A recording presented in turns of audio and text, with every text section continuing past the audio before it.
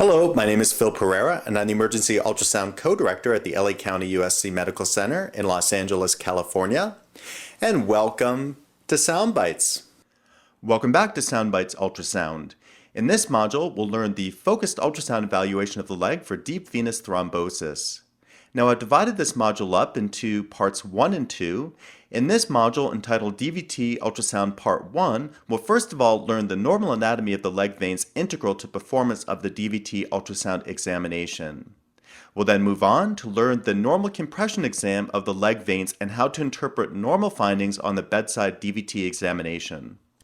Specifically in this module, we're going to concentrate on the focused DVT examination. The focused or limited DVT exam allows for increased speed in the performance of the examination. We'll concentrate on two specific areas of the leg, looking at the femoral region and the popliteal region. This limited examination also maintains excellent sensitivity in the detection of proximal DVTs, and in fact, most radiology-performed DVT examinations screen only down to the popliteal vessels. The calf vein exam is not routinely performed as part of most radiology-performed DVT examinations, and indeed in the focused DVT examinations will skip the examination of the calf veins. That leads us into the concept of the focused DVT exam as being an optimal means for evaluation for DVT at the bedside. In the focused DVT exam, we'll begin by examining the femoral vein, starting high at the level of the proximal common femoral artery and vein, just below the inguinal ligament. We'll continue the exam of the femoral vein down about 4 to 5 centimeters through to bifurcation of the vein into the deep and superficial femoral veins. We'll then turn to examination of the popliteal vein, placing the probe high within the popliteal fossa. We'll examine the popliteal vein about 4 centimeters within the popliteal fossa, continuing the exam of the popliteal vein down to trifurcation of the vessel into the calf veins.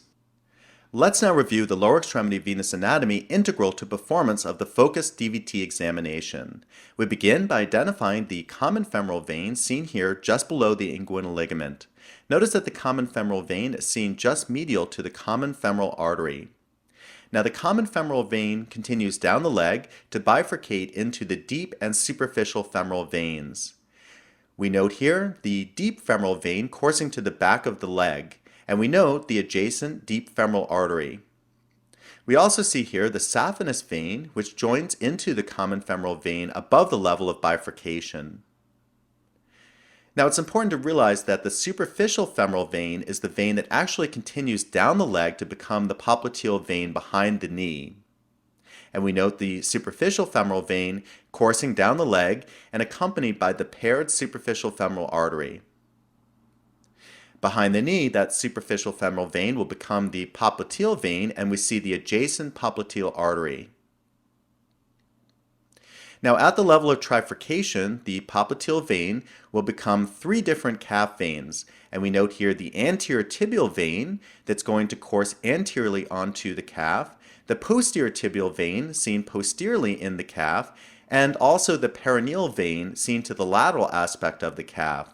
And it's because these calf veins are so small that it's difficult to see them on bedside ultrasonography. Let's now watch a video and learn how to perform the ultrasound examination looking for DVT within the femoral vein system. We begin by placing the high-frequency linear array type probe. It's the same probe that you'll be using for vascular access in a side-to-side orientation over the common femoral vein and artery just below the inguinal ligament.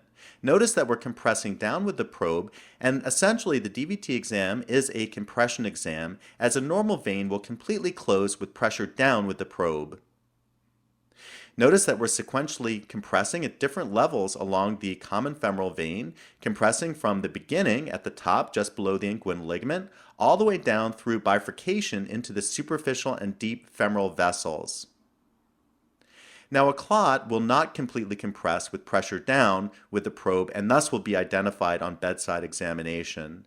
Notice here, it's standard to have the marker on the probe going lateral so that we know where we are with regard to the orientation of the probe versus the screen. It's best to position our patient slightly upright to distend the femoral vessels for the DVT exam, and as shown in this video, we actually had the patient with the head of the bed up about 30 degrees. We also want to have the leg slightly externally rotated to best orient so that we can place the probe directly over the common femoral artery and vein. Here we see the ultrasound findings that will occur when placing the probe as shown in the illustration towards the left. Note here the probe is placed with the marker dot laterally just inferior to the inguinal ligament, over the common femoral artery and vein as shown in the pictorial towards the right. Notice here that the common femoral vein will be seen medial to the common femoral artery, and because we have the marker dot oriented laterally or towards the left of the image, the common femoral vein will be seen to the right here. Here's a video showing the actual ultrasound findings of the common femoral artery and vein using color flow Doppler. We orient ourselves to the image to the left here, showing that the common femoral vein will be seen medial to the common femoral artery, and we note the ultrasound findings to the right, showing pulsatile flow within the common femoral artery, located just lateral to the common femoral vein, and we see the phasic hum of the blood flow within the common femoral vein seen medial to the artery here. While it's very nice to have color flow Doppler to differentiate the common femoral artery from the common femoral vein, we can also discern the two using grayscale or B-mode sonography, as shown in the video clip here to the right. Here we note the common femoral artery to the left or lateral to the common femoral vein as shown medially. Notice that the common femoral artery has more hypertrophic walls and also pulsatile flow within it, differentiating it from the common femoral vein as seen medially. Continuing down the leg, as shown in the probe position in the illustration to the left here, we see the following ultrasound findings in the illustration to the right. We note that the femoral arteries bifurcate at a level above the common femoral vein, and here we see the superficial and deep femoral arteries in a location just lateral to the common femoral vein. We also see a very important landmark, the saphenous vein, joining into the common femoral vein at this level. It's very important to visualize the saphenous vein, as it's really the only superficial vein in the body that we worry about clot formation within, as it goes directly into the common femoral vein and can propagate up into the IVC and into the heart. Here we see a video clip using color flow Doppler demonstrating the bifurcation of the femoral artery into the superficial and deep femoral arteries. And here we see that bifurcation point right there. Notice that the femoral arteries are located laterally or towards the left of the common femoral vein, which we see located medially or towards the right of the image. In this video clip, we'll note the bifurcation of the common femoral artery into superficial and profundus femoral arteries using grayscale or B-mode sonography. We note the common femoral vein is shown towards the medial aspect of the image or towards the right, and here again we see that bifurcation point of the common femoral artery into the superficial and profundus femoral arteries as labeled there. And we just remember that point that the artery generally bifurcates at a level higher than the femoral vein. In this video clip, we're able to get a good look at the saphenous vein joining into the common femoral vein, and we see the common femoral vein located medial to the common femoral artery. Note that the saphenous vein has the look often of a little hat on top of the common femoral vein. And we note here also the turbulent flow of blood here within the common femoral vein, as this was taken in a hypotensive patient. Now let's turn our attention to the anatomy of the popliteal fossa. We note here the popliteal vein and the popliteal artery. Remember that the popliteal vein is going to be in an orientation located more posterior to the popliteal artery, which will be located more anterior. Here's how to perform the focused DVT ultrasound exam looking into the popliteal fossa. It's best to have the patient sitting up to further distend the popliteal vein, and I like to have the patient sitting up with the leg dangling over the bed. I can then pull up a chair and move anterior to the patient. We'll place the high-frequency linear array probe high within the popliteal fossa, sequentially compressing at levels down all the way down to trifurcation. Notice that we're using our other hand to stabilize the anterior knee as we press with the probe posteriorly.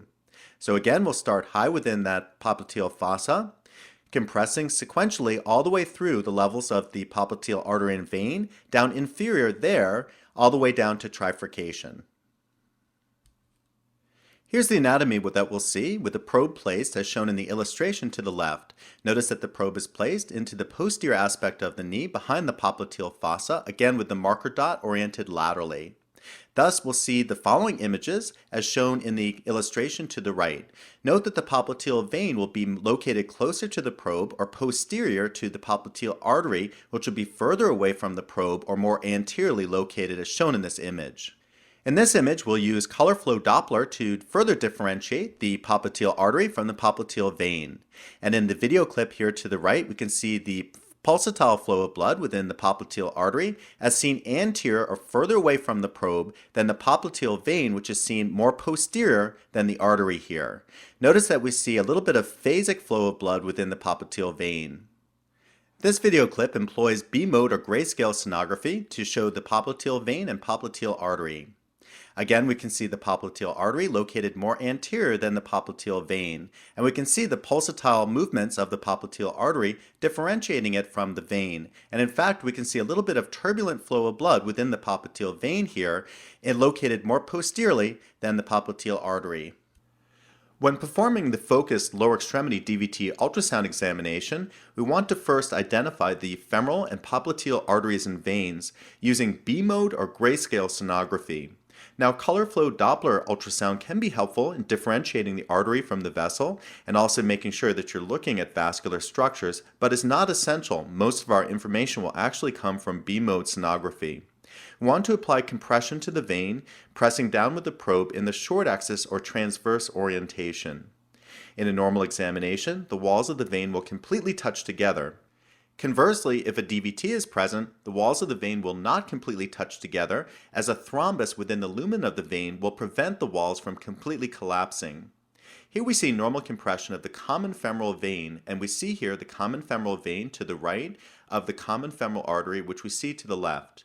Note we're looking in the short axis or transverse orientation, pressing down with the probe, and note with pressure down on the probe that the common femoral vein completely collapses and that the walls, the anterior wall and posterior wall of the vessel, meet. We also see compression of the saphenous vein, that little cap on the top of the common femoral vein. So a completely normal exam of the common femoral vein at the level just below the inguinal ligament. Here we're looking a little bit more distally at the common femoral vein at the level of the bifurcation of the common femoral artery into superficial and profundus femoral arteries. And we note here complete compression of the vein as we push down with the probe. And note again that the anterior and posterior walls completely meet together. Now let's move down the leg to look at the normal compression exam of the popliteal vein. Recall that the popliteal vein is going to be seen towards the posterior aspect of the image or closer to the top of the image here than the popliteal artery.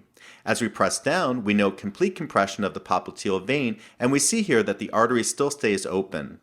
So again, this would be a normal compression exam of the popliteal vein with the anterior and posterior walls of the vessel completely touching down with probe pressure. In conclusion, thank you for joining me for this SoundBites module going over Bedside DVT Examination Part 1. Hopefully now you understand the focused DVT exam, which allows for increased speed with excellent accuracy in the exam performance.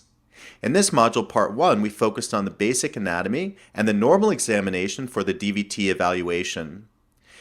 For a normal examination, we hope that the femoral and popliteal veins will completely compress down with probe pressure.